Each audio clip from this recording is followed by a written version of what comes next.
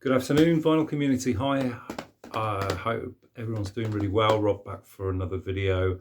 Been off this week, so had plenty of time to chill out and haven't really done an awful lot. But it's always great to not be at work sometimes and just chill out, take the load off.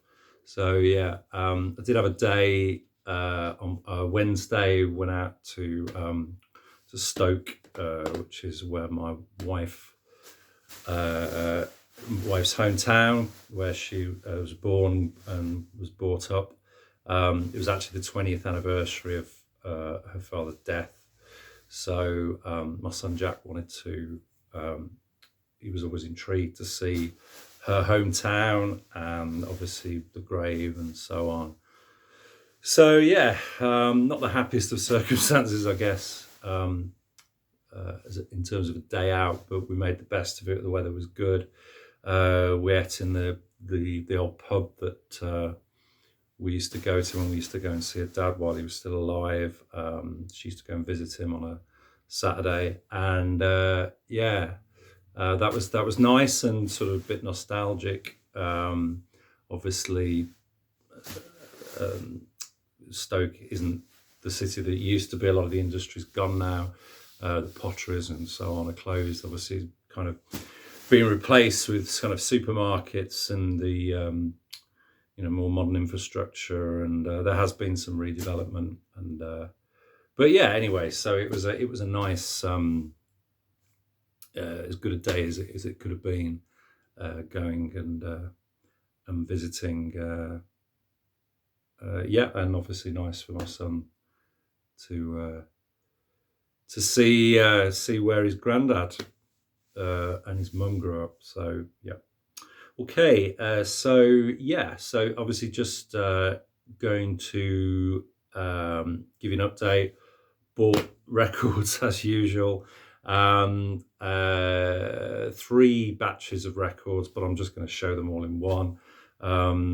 First lot, first 2 actually are going to be what I bought from an antique shop in Henley that does a lot of vintage clothing and so on, but they also sell vinyl records. I have been there before, quite a while ago. In fact, I think I've been a couple of times actually.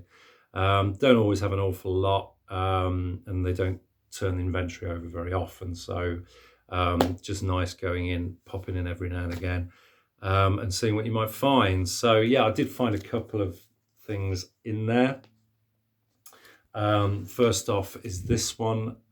This is Judy Collins, and this is her album True Stories and Other Dreams. This is from 1973. So Judy Collins, American sort of folk sort of singer, who was I think famously the girlfriend of Stephen Stills for a while. Hence he wrote the paean Sweet Judy Blue Eyes to her. I don't think they ever recorded together. I think this album, which is there from 2018, I think this was the first time that they'd actually been united on an album and recorded together and sort of shared the songwriting duties. It was a 2018 release. This other than that, I had no other Judy Collins in my collection, so I was intrigued to pick this up. And this is one of her albums that I've never seen in the wild. I've seen other ones, but this looked a bit intriguing, so I thought I'd pick it up. And it was kind of what I expected, really. Nothing. It didn't kind of blow my socks off or whatever. I mean, she's got a very sweet voice. It's very melodic. She's written most of the songs on this herself. There is a song, So Begins the Task, which is a Stephen Stills song, which is the second track. There's this kind of orchestration on here. Most of the songs are quite balladic, and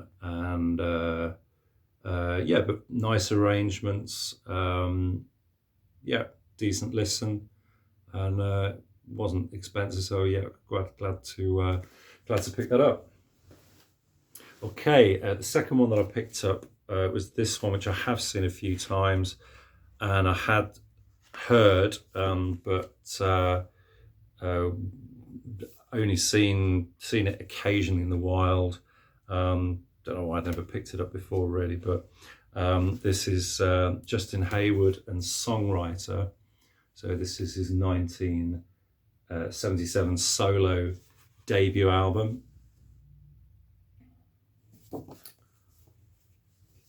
And yeah, so this was chronologically, this comes between Blue Jays from '75, which he recorded with John Lodge, and the next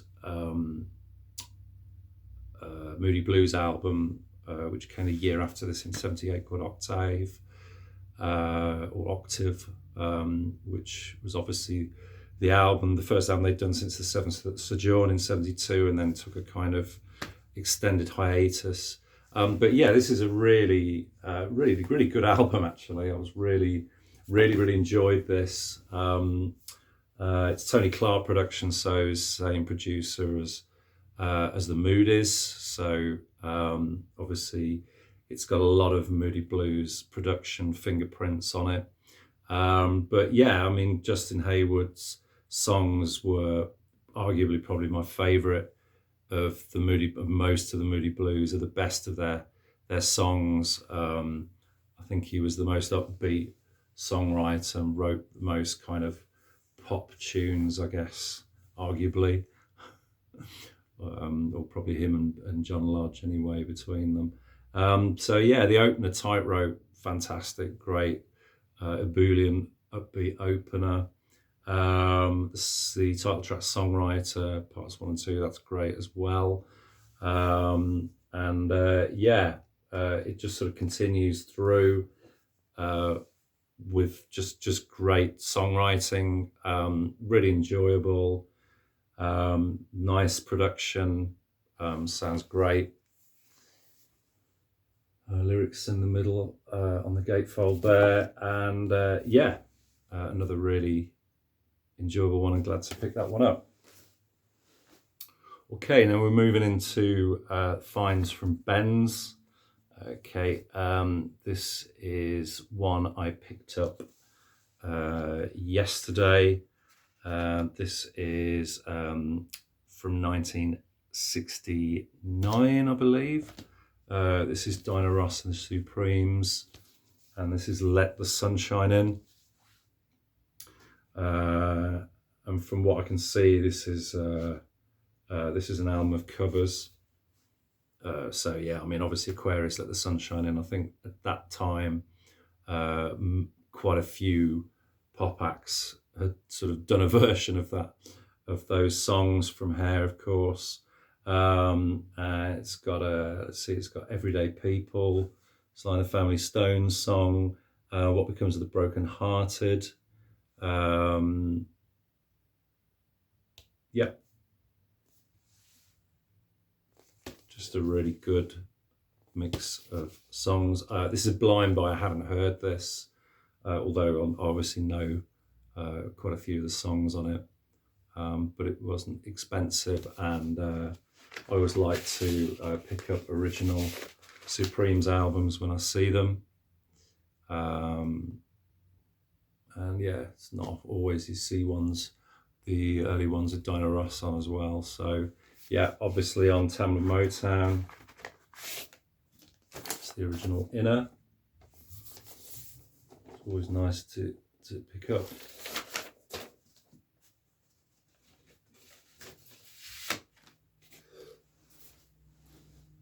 Okay, just changing the mood and the era a bit.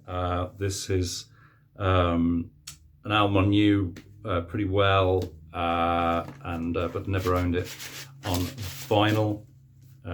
This is the Human League's second album, I think. This is Travelogue from 19 1980. So I think this is the album that preceded Dare and their big kind of commercial breakthrough. And yeah, I was my son's starting to stream and get into a lot of music, particularly kind of some of the earlier 80s stuff, and I thought it was probably time that he gave The Human League a listen. So I asked him to stream Being Boiled from this album, which is probably my favourite song on the record. And yeah, I think it was just a little bit too much for him. And Ben suggested that I probably should have started him on Dare, really. So it would have been less of a shock to the system. So, but yeah, great album anyway. And I'm sure you all know this well, probably own it as well.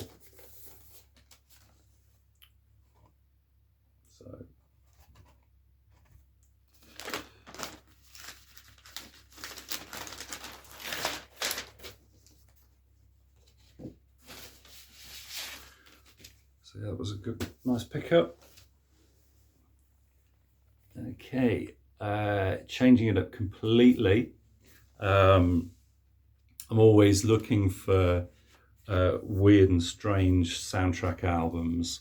I'm starting to get quite a nice little collection of them now. Particularly the Johnny Trunk releases. Some of them, if you don't pick them up when they're first released, they're kind of quite limited and become difficult to get hold of. And I think this one was no exception, albeit that it was quite expensive. And I did kind of and ah a bit whether to pick it up, but I figured that I'd probably not see it again for a while. So I don't think it's been reissued from its original issue. So this is the original soundtrack music by Mark Wilkinson. This is Blood on Satan's Claw. So yeah, those not familiar with this is a early 70s British horror film directed by Piers Haggard from 1971. That was kind of sort of, I guess, in the sort of Hammer tradition to a certain extent, even though obviously it wasn't a Hammer production, it was a Tygon production. But yeah, ghouls and nasties and devil worship and so on. Yeah, I think it was a companion piece to an earlier film, which was Witchfinder General, which is probably a little bit better known, from 1968. But again, sort of persecution of witches and, sort of delving into that sort of Matthew Hopkins kind of witch drowning, burning that they did for a period of time in the kind of 16th and 17th centuries here in the UK, when obviously all that suspicion, all that kind of paranoia and suspicion was, I guess, at its highest. And it's a really spooky, very musical, beautiful. The actual main theme is really beautiful piece, and it's kind of revisited throughout the album in various different variations of that. And yeah, it's a really good late night soundtrack, let's say. So yeah, really glad to get that. I think this was from 2007.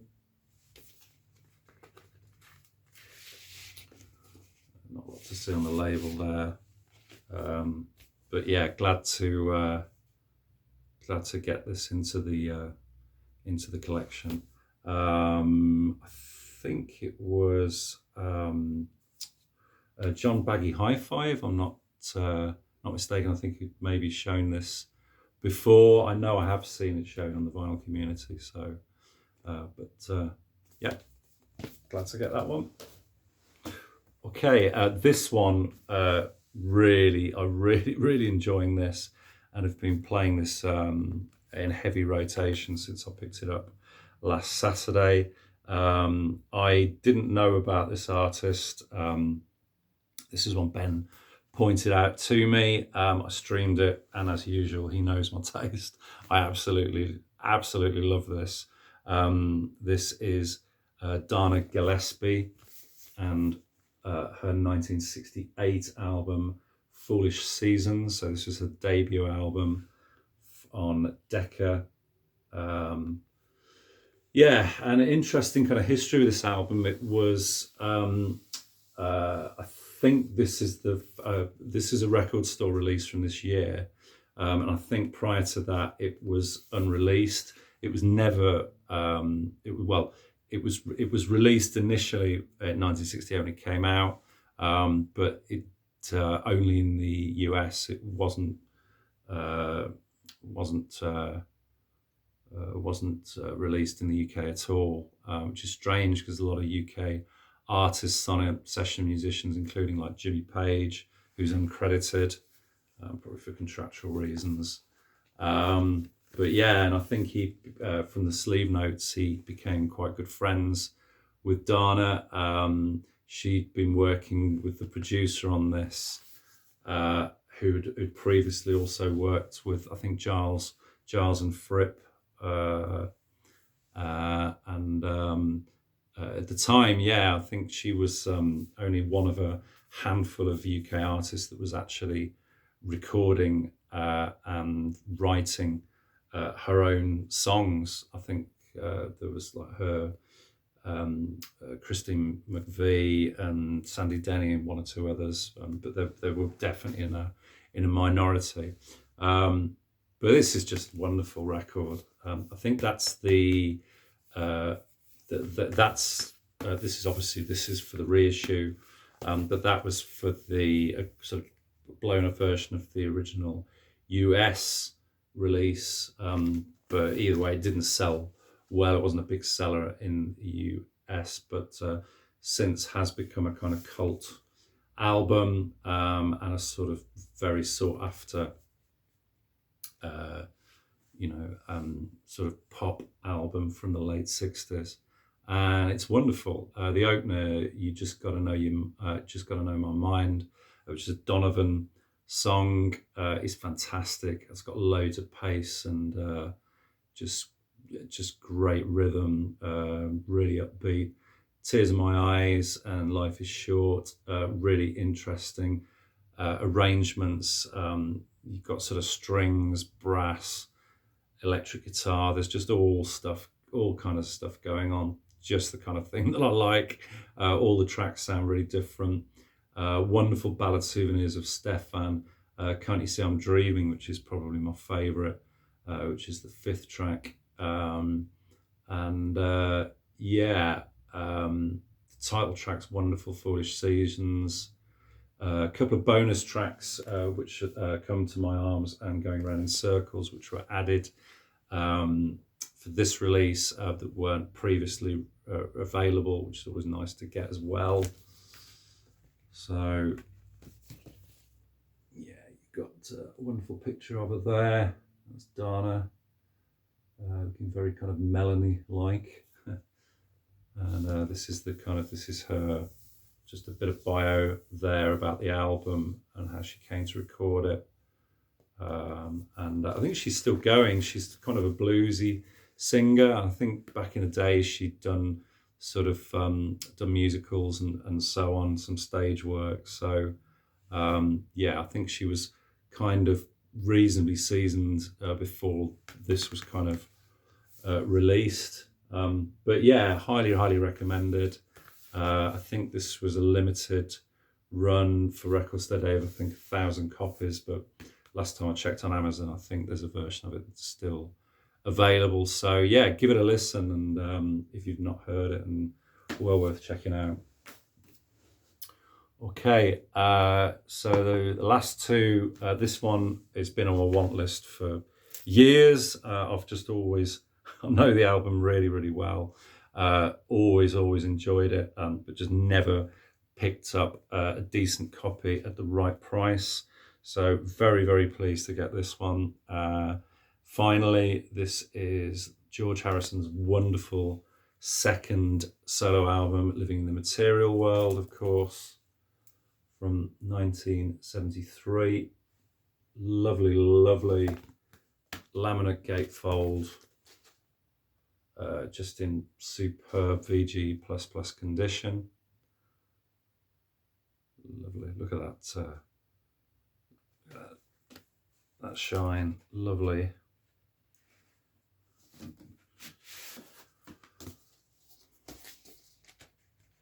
The original custom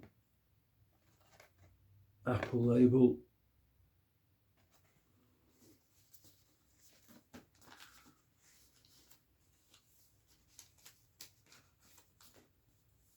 Which I'm going to now, as usual, struggle to get back in.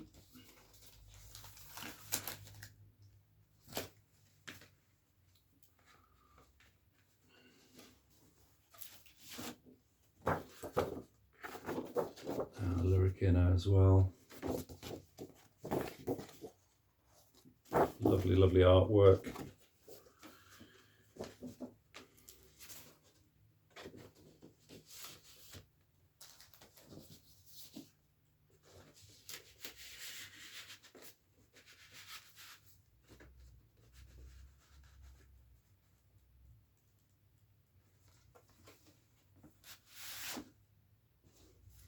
And yeah, it's just it's a great album. Nothing, not much to be said about this.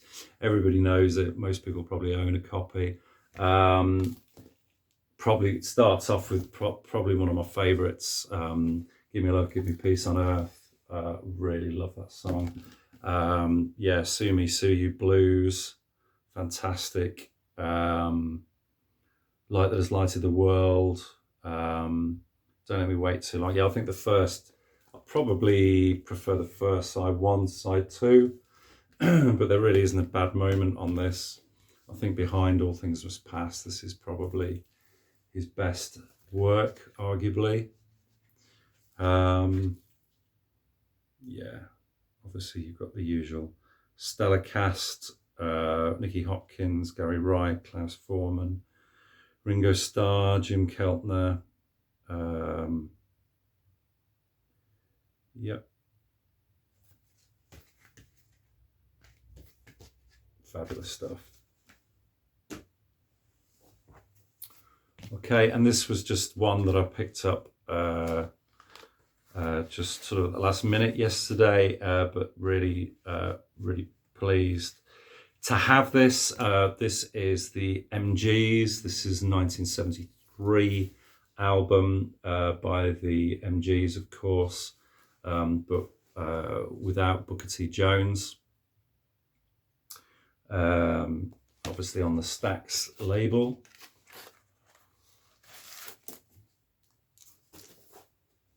With the nice original inner with some fantastic titles on there. I have one or two of those. Shaft soundtrack. But yeah, there's a few there that I'd definitely like to pick up. Staple Singers, Isaac Hayes, some really nice looking comps as well.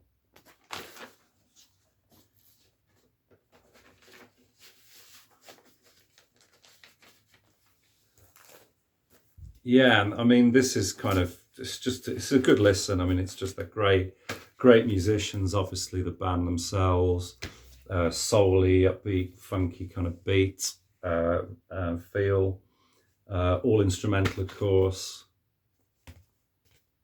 Yeah, and just nice to get some MGs into the collection. Fantastic. Okay, so that's it, guys. So yeah, I hope everyone's doing really well, and looking forward to the weekend. So back to work for me on Monday. Boo. You can only have so much of a good thing. But there you go. I hope you have a good one, and yeah, we'll speak again soon. Cheers, guys. Take care. Bye-bye.